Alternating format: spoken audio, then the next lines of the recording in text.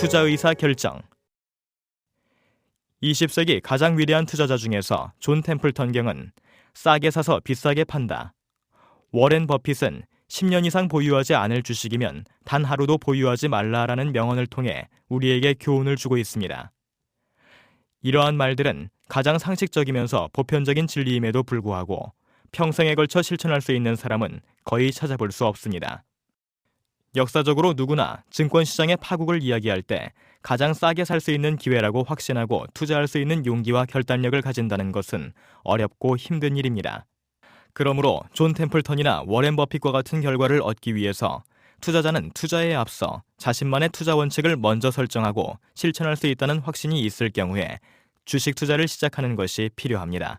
투자자는 무엇보다 자신의 상황을 정확하게 진단한 후 투자 의사 결정을 하여야 합니다.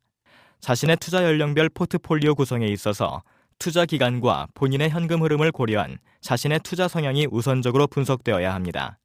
자신의 투자 성향이 시장 수익률을 장기적으로 확보하기보다는 위험을 부담하더라도 단기적으로 시장 수익률보다 높은 수익률을 얻고자 한다면 직접적으로 주식 투자를 하는 것이 바람직하겠지만 장기적으로 시장 수익률을 초과하여 확보하는 것은 거의 불가능하다는 것이 경험적으로 입증되고 있습니다. 청년층의 경우 장기적 안목을 가지고 작은 눈 뭉치를 조금씩 모아 큰 눈사람을 만들듯이 매월 일정 금액을 ETF에 투자함으로써 평균 비용 효과 등 장기 투자 효과를 볼 수 있습니다.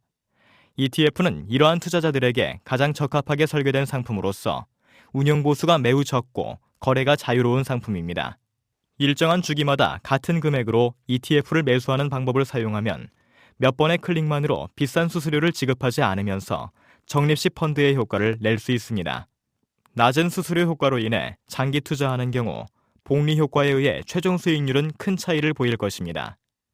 예를 들어 10년간 일반 펀드에 투자한 경우 가격 변동이 없다고 하더라도 투자 기간 동안 연평균 2에서 3%를 부담하여야 하기 때문에 원본의 20에서 30%의 보수를 부담하여야 합니다. 이에 반해 ETF의 보수는 연평균 0.15%에서 1% 미만에 불과합니다. 반면 장년층 및 노년층의 경우 청년층보다 투자 기간이 짧기 때문에 자신의 인생 주기상 필요한 현금 흐름을 정확히 분석하고 그에 맞는 투자 전략이 필요합니다. 단기간에 현금 지출이 예상될 경우 단기간에 충당되는 자금을 장기적 투자 전략에 맞추어 투자하는 것은 바람직하지 않습니다. 그러므로 단기간에 필요하지 않은 여유 자금은 매월 일정 금액을 ETF에 투자함으로써 평균 비용 효과를 추구하는 장기 적립식 투자를 하고 나머지 투자 자금은 중단기 투자 전략에 맞추어 투자를 해야 합니다.